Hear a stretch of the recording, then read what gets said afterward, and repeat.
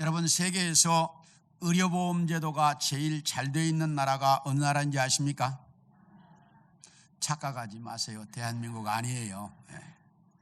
이 나라는 전 국민이 의료보험에 가입되어 있고, 이 의료보험에 의해서 죽을 때까지 어느 병원을 가든지 무료로 치료를 받고 있습니다. 만 65세가 되면 죽을 때까지 국가에서 집이 없는 사람은 집을 주고, 그리고 연금으로 살아갈 수 있습니다. 그리고 이 나라는 유치원부터 대학원까지 자기가 공부하고 싶다고 하면 누구나가 시험에 합격하면 무료로 공부할 수가 있습니다. 그리고 그 나라에는 가장 어렵게 산다고 하는 노동자들도 집은 다 있고 자동차는 한두 대씩 다 가지고 산다고 합니다. 지구상에 정말 이런 나라가 있을까? 유럽 북쪽에 가면 있는 덴마크라고 하는 나라의 이야기입니다. 그렇다면 도대체 이 나라는 어떻게 해서 이런 복지국 국가를 건설할 수 있었을까? 이 나라와 우리나라의 기후 조건을 따져보면 이 나라는 우리나라의 기후 조건에 될 수도 없는, 택도 안 되는 나라입니다. 이 나라는 1년 중 3개월만 햇빛을 볼 수 있고, 나머지 9개월은 거의가 매일 이슬비가 내리거나 안개가 끼거나 눈이 오기 때문에 햇빛을 구경할 수가 없습니다. 그리고 석유나 가스 같은 천연자원도 거의 없습니다. 산이나 강이 많아서 수력발전을 일으킬 수 있는 것도 아닙니다. 땅이 기름진 땅도 아닌 황무지와 같은 정말 사람 살기가 어려운 나라, 어려운 땅입니다. 이런 땅에 바이킹들이 들어와서 살기 시작했습니다. 바이킹이라고 하면 여러분이 잘 아시는 것처럼 살인과 강도짓을 일삼아서 살아가는 해적들입니다. 이런 도적질을 일삼아서 살던 바이킹들이 그 척방한 땅에 세운 나라가 어떻게 해서 이렇게 잘 사는 복지국가가 건설될 수 있었을까? 세계의 수많은 사람들이 이 나라를 연구하고 있습니다. 그런데 이 나라가 달라지기 시작한 것이 언제냐? 이 나라에 기독교 복음이 들어가면서부터 달라지기 시작했습니다. 기독교 복음이 들어가서 이 강팍하고 거칠고 싸움 잘하고 도적질하고 사는 이 바이킹들에게 복음이 전해지자 이 바이킹들이 싸움을 그만두고 도적질을 그만두고 강도짓을 그만두기 시작했습니다. 그리고 그 척박한 땅을 개간하기 시작했습니다. 그래서 어느 정도 살만해졌는데 세계 제2차 대전이 일어나서 독일에게 이 나라가 패하면서 이 나라의 경제가 다시 파탄에 빠지게 되었습니다. 이렇게 되자 이 사람들은 다시 옛날로 돌아가기 시작했습니다. 싸움하고 도적질하고 노름하고 그리고 이제 죽이고, 이렇게 옛날 모습, 바이킹의 모습으로 돌아가기 시작할 때 나타난 사람이 덴마크의 영웅 구룬투비 목사님입니다. 이 목사님이 딱 나서서 이제 국민들에게 구호를 걸었는데 한번 따라해 봅시다. 지옥문에서 돌아서라. 구호를 딱 그렇게 거는 거예요. 지옥문에서 돌아서라. 너희가 지금 하는 대로 옛날에 바이킹으로 돌아가면 너희는 지옥 간다.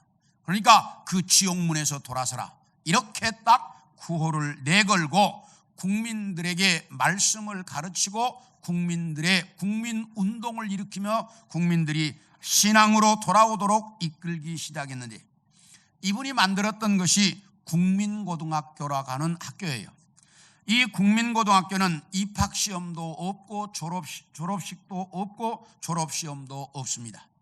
가고 싶은 사람이면 누구나가 이 학교에 입학할 수 있고, 코스는 1개월, 3개월, 6개월, 1년 단위로 나뉘어져 있습니다. 이 학교에 입학하면 누구나가 다 학교에서 기숙사 생활을 해야 돼요. 그래서 선생님들과 함께 먹고 살기 시작했는데, 이 목사님이 학교를 시작하면서부터 이 학교가 나라의 곳곳에 세워지면서 수많은 학교가 세워졌고, 이 나라의 청소년들과 국민들을 가르치기 시작했는데, 이 학교에서 가르치는 모든 학교가 똑같은 커리큘럼인데 과정이 50%가 성경이에요. 그러니까 과목의 50%는 무조건 성경을 가르치도록 되어 있어요. 그래서 국민들을 가르치기 시작했는데, 놀라운 것은 지금도 이 나라 안에 72개의 국민고등학교가 있다는 거예요. 지금도. 그래서 이 나라의 청소년들은 대부분이 다 이 국민고등학교의 과정을 거치도록 돼 있다고 합니다. 그래서 여기서 배운 대로 성실하게 살아서 농산물을 짓는데, 그 농산물이 그들이 정말 정직하고 깨끗하게 잘 지어서 농산물의 3분의 2를 해외 시장에 수출하고 3분의 1 가지고도 살고 기술 개발을 해서 이렇게 세계에서 제일 잘 사는 복지국가를 건설할 수가 있었다고 말합니다. 이렇게 복음이 들어가면 바이킹들도 바꾸어서 인간다운 사람으로 만든다는 사실이에요. 그래서 오늘은 2020년 새해를 시작하는 첫 주일날, 오늘 여러분에게 읽어드린 본문을 중심으로 해서 축복의 대로에 대한 말씀을 여러분들과 함께 나누려고 합니다. 자, 한번 따라할까요? 형통케 하시는 축복의 대로. 우리 5절을 보겠습니다. 시작. 주께 힘을 얻고 그 마음에 시온의 대로가 있는 자는 복이 있나이다. 여기 보면 그 마음에 시온의 대로가 있는 자는 복이 있다. 그렇다면 시온의 대로가 뭘까? 이 시온의 대로는 예루살렘 성전을 향해서 올라가는 길을 말합니다. 성전에 가려고 한다, 성전에 가고 싶어 한다, 이 말은 하나님을 가까이 하고 싶어 한다 라고 하는 의미예요. 그러므로 하나님을 가까이 하고 싶어 하는 자에게 하나님은 복을 주신다. 어떤 복일까? 우리 사도행전 8장 27, 8절을 봅니다. 시작. 일어나 가서 보니 에디오피아 사람 곧 에디오피아 여왕 간다게의 모든 국고를 맡은 관리인 4시가 예배하러 예루살렘에 왔다가 돌아가는데 수레를 타고 선지자 이사야의 글을 읽더라. 여기 보면 에디오피아 여왕의 국고를 맡은 자, 다시 말하면 오늘날로 말하면 재무부 장관 정도 되는 사람이 예루살렘에 와서 예배를 드리고 돌아가는데 수레 위에서 성경 이사야서를 읽고 있었다라고 말합니다. 그런데 이 사람이 자기가 사는 이디오피아에서 예루살렘까지 왔다가 가려고 하면 최소한 한 달은 걸리는 거리입니다. 왜? 오늘날처럼 비행기가 있던 때가 아니고 그 당시에는 마차나 수레를 타고 왔다 가야 되니까 그렇게 왔다 가려면 한 달 정도는 걸려야 되는데 뭐 하려고? 예배 한 번 드리려고 한 달을 왔다가 가는 거예요. 그런데 그렇게 와도 이 사람은 내시야. 내시는 성불구자이기 때문에 성전 안에 들어갈 수가 없어. 그리고 이방인이라 바깥에서 예배를 드려야 돼. 예루살렘에 한 달을 걸려서 예배하러 왔는데 성전 안에 들어갈 수도 없고 성전 저 바깥에 서서 예배를 드리고 가야 돼. 그런 예배를 드리려고 한 달의 시간을 투자했다. 그리고 더 놀라운 것은 예배를 드리고 가면서 뭐 하고 있어? 성경을 읽고 있어요. 여러분은 주일날 예배 드리고 집에 가서 성경 읽습니까? 읽는 사람이 몇 사람이나 있는지는 모르겠어요. 예배 드리고 가면서 성경을 읽는데 더 놀라운 것은 뭔 말인지도 모르는데 읽고 있어. 우리는 뭔 말인지 모르면 읽어요, 안 읽어요? 안 읽죠. 뭔 말인지도 모르는데 뭐 들어 읽어요, 그거. 그런데 이 사람은 무슨 말인지 이해도 못해. 그런데 이사야서를 읽고 있어. 오늘날처럼 또 성경이 이렇게 흔한 때가 아니에요. 그 당시에는 두루마리 성경인데 이거 성경 구하기가 하늘의 별따기야. 그런데 이 사람이 어디서 구했는지 그 성경을 구해서 알지도 모르고 이해도 안 되는데 그걸 읽고 있다 이 말이야. 이 이야기는 얼마나 하나님을 알고 싶어하고 예배를 드리고 싶어 했는지를 정확하게 보여주고 있는 말씀입니다. 이렇게 하나님을 가까이 하고 싶어 하니까 하나님께서 이에게 은혜를 주셨는데 빌립을 성령이 강제로 데려다가 이 네시에게 보냈어요. 그래가지고 네시가 성경을 알도록 빌립이 가르쳤고 그리고 세례를 베풀도록 했다. 이렇게 말씀하고 있습니다.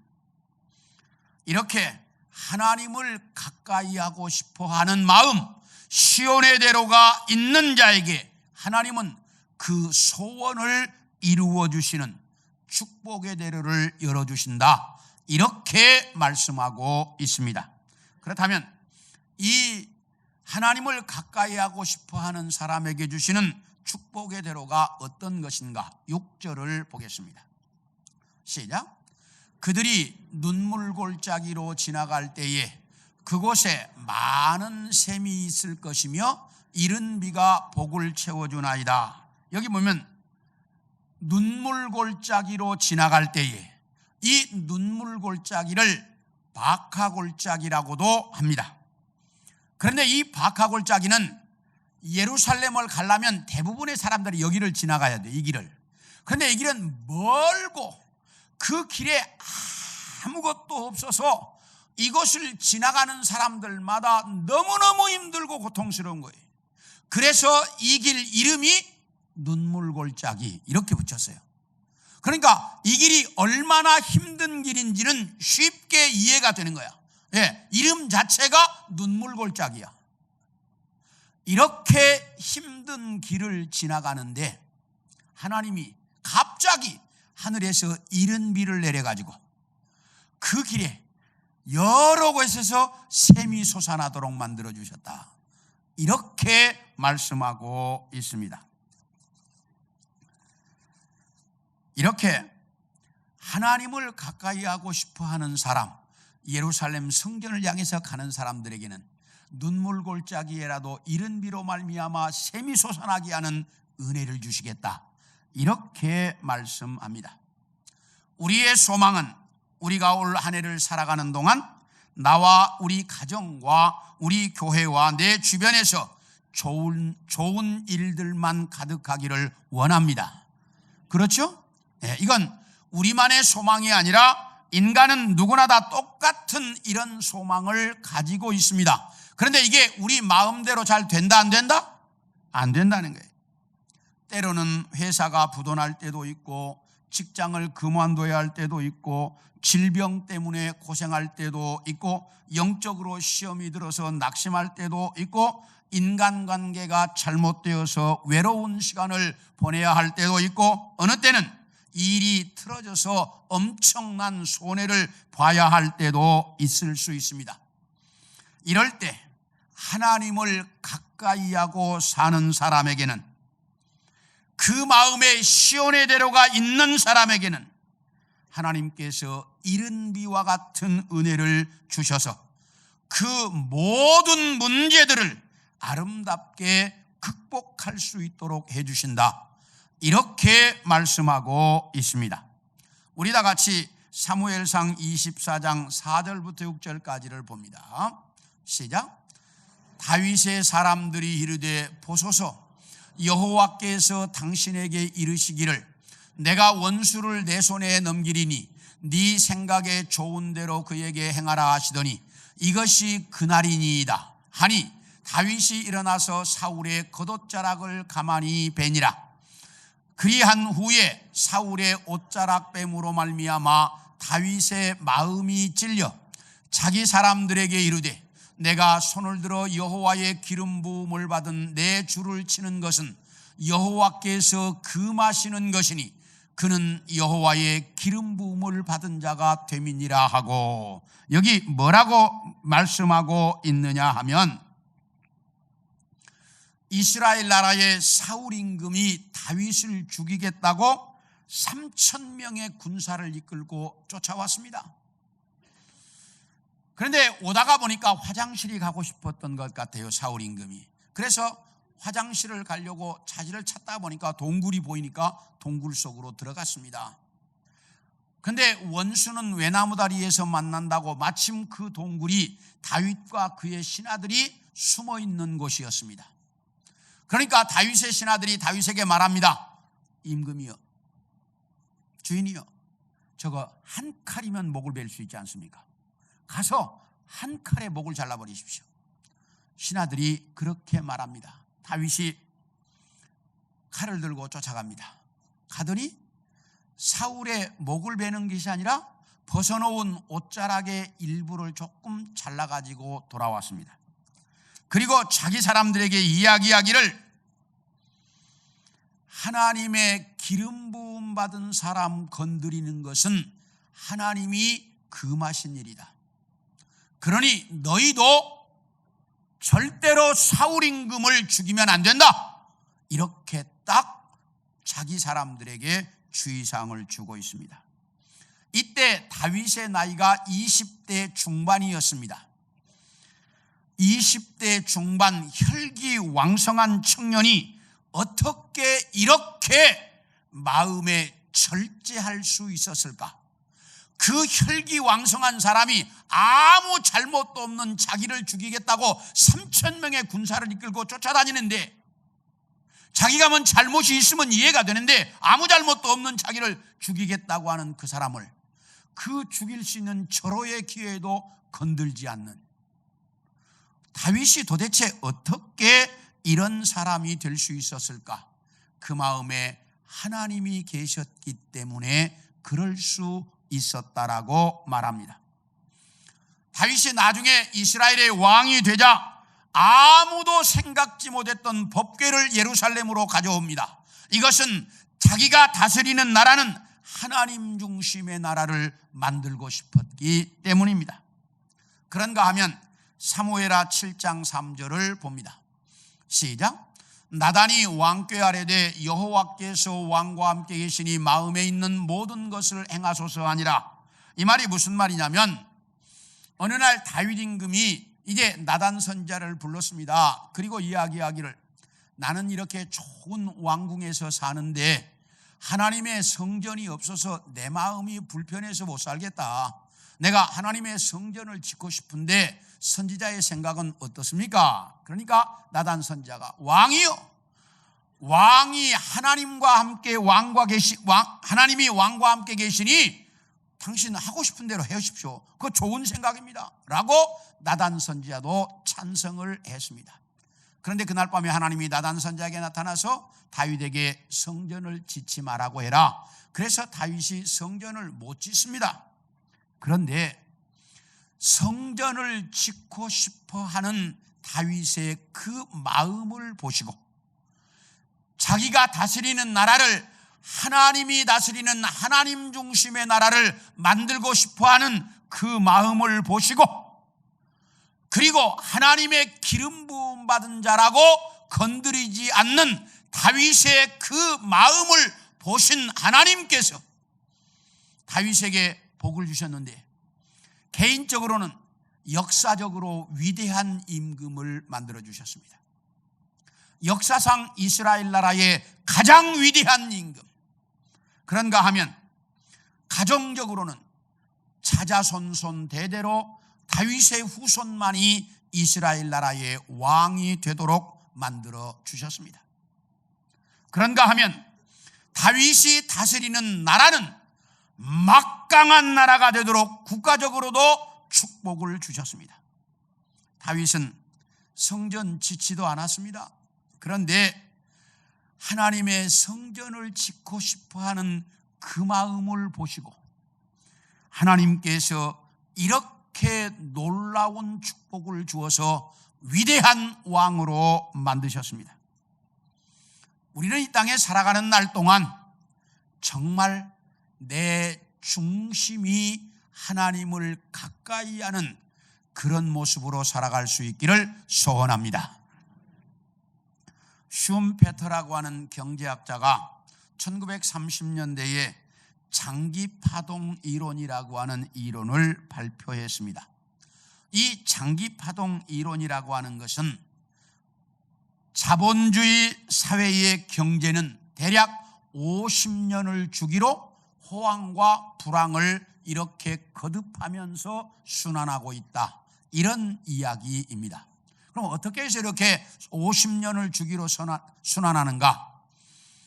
경제가 불황이 되면 사람들은 열심히 기술 개발을 한다는 거예요. 불황이 되면. 그래서 그때 개발된 기술에 의해서 경제는 호황기를 맞이한다는 거예요. 호황기가 되면 사람들이 연구를 많이 안 한대. 그러면 다시 불황기가 오고, 불황기가 오면 또다시 연구를 하고, 그래서 호황기가 오고, 이게 50년 주기로 이렇게 경제는 움직이고 있다. 그러면서 이 슈음페터라고 하는 경제학자가 이런 이야기를 했어요. 세계에서 가장 큰 고난이었던 세계 경제 대공황 때 연구해서 그 공황인 나일론의 발명과 합성고무가 이때 발명되었다는 거예요. 경제공황 때.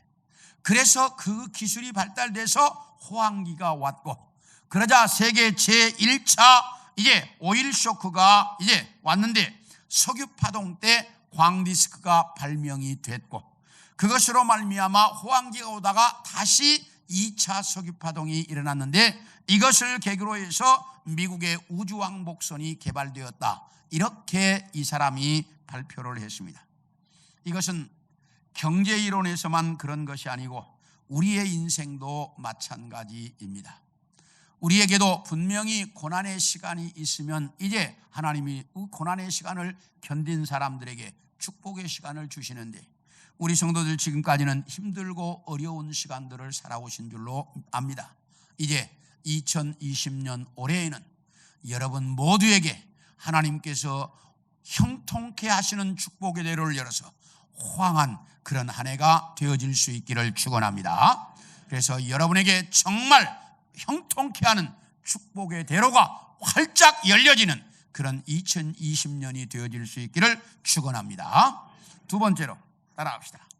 보살펴 주시는 축복의 대로. 우리 8절과 9절을 보겠습니다. 시작. 만군의 하나님 여호와여, 내 기도를 들으소서. 야곱의 하나님이여, 귀를 기울이소서. 셀라. 우리 방패이신 하나님이여, 주께서 기름 부으신 자의 얼굴을 살펴보옵소서. 여기 뭐라고 말하냐면, 하나님이여 귀를 기울여 내 기도를 들으시고 내 얼굴을 살펴서 내 모든 문제를 해결해 달라고 기도하고 있습니다. 우리 누가복음 12장 7절도 봅니다. 시작. 너희에게는 심지어 머리털까지도 다 세신 바 되었나니 두려워하지 말라. 거기까지만. 여기 하나님이 뭐까지 된다고요? 머리털까지. 자, 자기 머리털이 대충 몇 개나 되는지 아세요?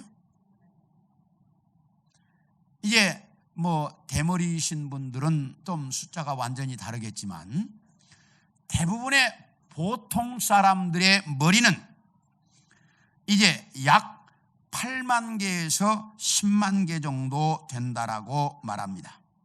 그래서 우리의 머리털의 보통 사람들이 8만에서 10만 개 정도 되고, 정말 머리 숫자가 많은 사람들은 15만 개까지 되는 사람도 있다고 합니다. 그런데 보통 8에서 10만 개 정도 되는데 하루에 약 50개에서 100개 정도가 나고 빠진다는 거예요. 나고 빠지는 머리털의 숫자가. 그렇기 때문에 계속 빠지고 계속 나니까 자기 자신도 내 머리털의 정확한 숫자를 뭐한다는 거예요? 모른다는 거예요. 그런데 하나님은 내 머리털의 숫자까지도 정확히 세고 계신다. 그리고 또 성경은 말합니다. 너의 체질까지 내가 안다. 뭐까지요? 체질까지. 우리의 체질이 어떤 체질인지 체질까지 아신다. 또 그런가 하면 네가 뭘 생각하는지 네 생각도 내가 알고 네 마음에 어떤 마음을 품고 있는지 네 마음도 내가 안다. 하나님이 이렇게 말씀하십니다. 그러므로 하나님은 내 머리털까지도 세시고 내 체질도 아시고 내 생각과 내 마음도 다 아신다는 얘기인데, 이 이야기는 한마디로 말하면 무슨 말이에요? 따라합시다. 나보다 나를 더 잘 아신다. 하나님은 나보다 나를 더 잘 알고 계신다는 거예요. 그러면 나보다 나를 더 잘 아시는 그분이 왜 내 얼굴을 살피고 있을까? 나보다 나를 더 잘 아시는 그분이 왜 내 얼굴을 살피고 있을까? 여호수아서 1장 8절과 9절을 봅니다. 시작. 이 율법책을 내 입에서 떠나지 말게 하며 주야로 그것을 묵상하여 그 안에 기록된 대로 다 지켜 행하라. 그리하면 내 길이 평탄하게 될 것이며 내가 형통하리라. 내가 내게 명령한 것이 아니냐? 강하고 담대해라. 두려워하지 말며 놀라지 말라. 네가 어디로 가든지 네 하나님 여호와가 너와 함께 하느니라. 이스라엘 나라의 위대한 민족의 지도자였던 모세가 죽고 여호수아가 민족의 지도자가 되었습니다. 그런데 여호수아는 모세 곁에서 이스라엘 민족이 얼마나 불평이 많고 얼마나 불만이 많고 얼마나 하나님을 배반하고 얼마나 죄 많은 사람들인지를 누구보다 잘 알고 있었습니다. 그렇게 이스라엘 민족들을 잘 아는데 그 민족을 이끌고 자기가 가나안 땅에 들어가야 한다고 하는 것이 너무나 불안하고 너무나 이제 마음에 짐이 되었던 것 같습니다. 그래서 여호수아가 심각한 고민을 하고 있었는데 이것을 보신 하나님께서 어느 날 여호수아를 불렀습니다. 여호수아야, 너 걱정하지 마라. 내가 너와 함께 하겠다. 하나님이 여호수아에게 너 걱정하지 마라. 너 이 백성 끌고 가나안 땅 들어가는 게 그렇게 걱정이 되는 것 같은데 걱정하지 마라. 내가 너와 함께 하겠다. 그러니 강하고 담대해라. 그러면 네가 어디로 가서 뭘 하든지 내가 너와 함께 해주겠다. 하나님이 이렇게 말씀하고 있습니다. 하나님은 이렇게 우리를 살피셔서 우리가 가지고 있는 문제를 해결해 주시려고 우리의 얼굴을 살핀다. 이렇게 말씀하고 있습니다. 사람은 얼굴에 대부분의 모습들이 나타납니다. 그렇죠? 네. 어떤 사람은 얼굴 속에 웃고 있지만 그 마음이 무너져내리는 것도 보이고, 어떤 사람은 얼굴에 근심과 수색이 가득한 사람도 보이고, 정말 마음이 즐거운 사람의 얼굴도 보이고 다 보이는데 하나님은 그 얼굴의 표정을 다 살핀다는 거예요. 뭐 하려고 살피시는 거예요? 네? 지금 제가 설교를 잘못하고 있는 것 같습니다. 자, 하나님은 뭐 하려고 우리의 얼굴을 살피신다고요?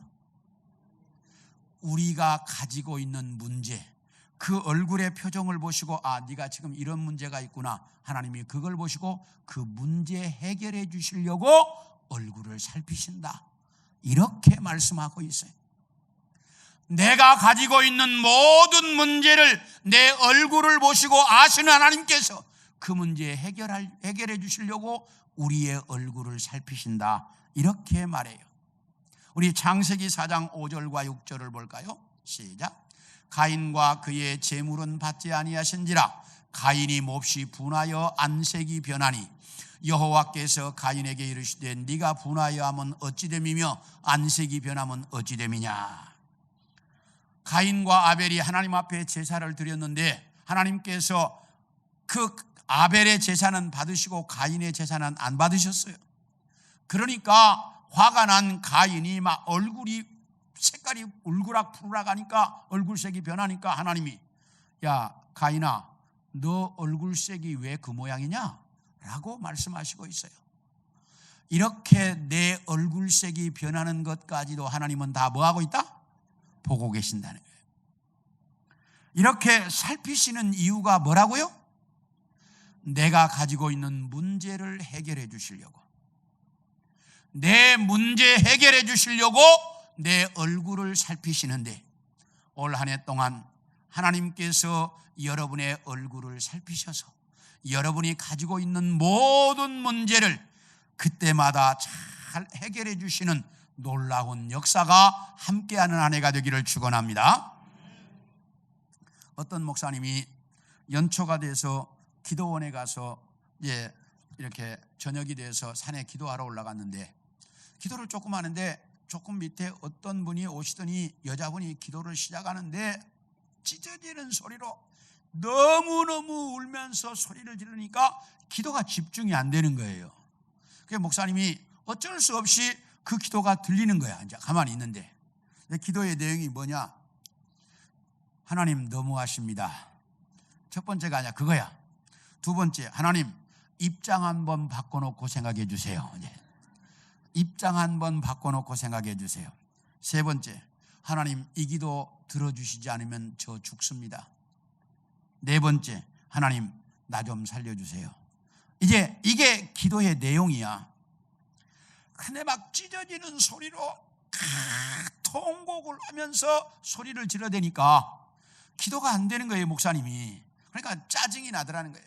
근데 조금 있다가 보니까, 아니 얼마나 다급하면 저렇게 기도할까? 얼마나 다급하면 저렇게 기도할까? 하나님 이 기도 안 들어주면 나 죽습니다. 나 좀 살려주세요. 저렇게 기도할까? 하나님이 저런 기도 안 들어주시면 누구 기도 들어주시겠나? 그런 생각이 들면서, 하나님 저분의 기도 좀 들어주세요. 자기도 모르게 기도하고 있더라는 게. 하나님은 우리의 얼굴을 다 살피셔서 내가 가지고 있는 문제를 해결해 주시려고 얼굴을 살피시는데, 올 한 해 동안 하나님이 우리 성도들의 얼굴을 다 살피셔서 여러분의 모든 문제를 해결해 주시는 그런 놀라운 축복이 넘치는 한 해가 되기를 소원합니다. 마지막으로는 따라합시다. 좋은 것을 아낌없이 주시는 축복의 대로. 좀 길어요? 따라하기가 힘들어요? 자, 다시 한번. 좋은 것을 아낌없이 주시는 축복의 대로. 우리 11절을 봅니다. 시작. 여호와 하나님은 해요 방패이시라. 여호와께서 은혜와 영화를 주시며 정직하게 행하는 자에게 좋은 것을 아끼지 아니하실 것임이니이다. 여기 뭐라고 말하냐? 정직하게 행하는 자. 이 정직하게 행하는 자는 하나님의 말씀대로 사는 자, 이런 말이에요. 이 정직하게 행한다는 것이, 하나님의 말씀대로 사는 자에게 하나님은 좋은 것을 아낌없이 주신다, 이렇게 말씀하고 있습니다. 성경은 언제나 우리에게 요구하는 것이 있어요. 하나님의 말씀대로 살아라. 하나님의 말씀대로만 살면 하나님이 너희에게 복을 주신다, 이렇게 하나님이 수도 없이 강조하고 있습니다. 다 같이 신명기 28장을 봅니다. 시작. 여호와께서 너를 위하여 하늘의 아름다운 보고를 여시사 내 땅에 때를 따라 비를 내리시고 내 손으로 하는 모든 일에 복을 주시리니 네가 많은 민족에게 구워줄지라도 너는 꾸지 아니할 것이요, 여호와께서 너를 머리가 되고 꼬리가 되지 않게 하시며 위에만 있고 아래에 있지 않게 하시리니 오직 너는 내가 오늘 내게 명령하는 내 하나님 여호와의 명령을 듣고 지켜 행하며. 여기 뭐라고 말하는 거니? 내가 하늘의 보물 창고의 문을 열고 너에게 복을 주어서 네가 하는 모든 일들이 잘 되어 너는 세상 수많은 나라에게 구워줄지라도 꾸지 않을 것이고, 너는 머리가 될지언정 꼬리가 되지 않게 해줄 것이고, 너는 위에만 있을지언정 아래에 있지 않도록 해주겠다. 그런데 여기에 조건이 하나 딱 붙습니다. 우리 14절을 봅니다. 시작. 내가 오늘 너희에게 명령하는 그 말씀을 떠나 좌로나 우로나 치우치지 아니하고 다른 신을 따라 섬기지 아니하면 이와 같으리라. 하나님이 딱 이러셨어요. 너희가 내 말대로 살고 나만 섬기고 살면 내가 이런 복을 너희에게 주겠다. 하나님이 정확하게 말씀하셨습니다. 사랑하는 성도 여러분, 올 한 해 동안 정말 진실하게 하나님 말씀대로 살아갈 수 있기를 원합니다. 그래서 신명기 28장이 말씀하시는 이 하늘의 보물 창고가 열려지는 그 놀라운 축복이 여러분에게 있어지기를 소원합니다. 어느 날 목사님과 신부님과 또 그리고 이제 유대교 랍비가 서히 앉아가지고 하나님 앞에 헌금하는 문제를 놓고 서히 의논을 했습니다. 그러니까 맨 먼저 목사님이 딱 일어나더니 가운데다가 줄을 하나 딱 던졌습니다. 그리고 자기가 가지고 있는 돈을 공중으로 확 던졌습니다. 그래가지고 딱 떨어지잖아요. 우측에 떨어진 건 하나님 것, 좌측에 떨어진 건 내 것. 나는 이렇게 삽니다. 이렇게 이야기를 했어요. 그러니까 조금 있다가 신부가 딱 오더니 그거 되겠습니까? 그러더니 가운데 동그라미 하나 쫙 그려놓고 공중으로 확 던졌어요. 그리고 동그라미 안에 떨어진 건 하나님 것, 밖에 떨어진 건 내 것. 딱 이러더라고요. 그러니까 그 이야기를 듣고 있던 유대교 랍비가 그래서야 되겠습니까? 나는 내 것 전부를 하나님께 드립니다. 그러니까 신부와 목사가 아니 그게 가능합니까? 예, 가능하죠. 그러더니 자, 딱 돈을 꺼내더니 공중으로 하나님 받으십시오. 그러면 공중으로 확 던졌습니다. 내가 하나님께 다 드렸습니다. 하나님 가지십시오.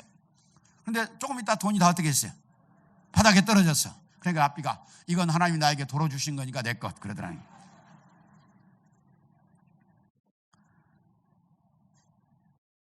이게 누군가가 웃는 그런 이야기로 지어낸 말이라고 생각을 합니다. 그런데 우리 신앙생활하는 모습을 보면 우리가 그렇게 살고 있다는 거예요.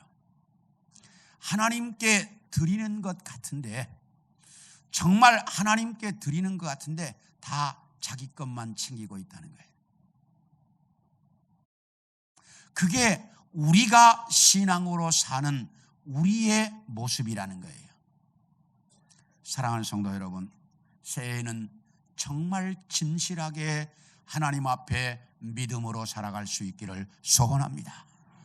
정말 내가 진정한 모습으로 하나님을 가까이 하고 그분을 섬기고 그분의 말씀대로 살아가는 우리 성도들이 되어지기를 축원합니다. 그러면 하나님께서 여러분에게 여러분의 모습을 살피셔서 여러분의 문제를 해결해 주시고 여러분에게 형통케 하시며 정말 하늘의 보물창고를 열시고 여러분에게 좋은 대로 다 좋은 것을 주실 줄로 믿습니다. 이렇게 살아가는 2020년 한 해 우리 모든 성도들이 되어지기를 축원합니다.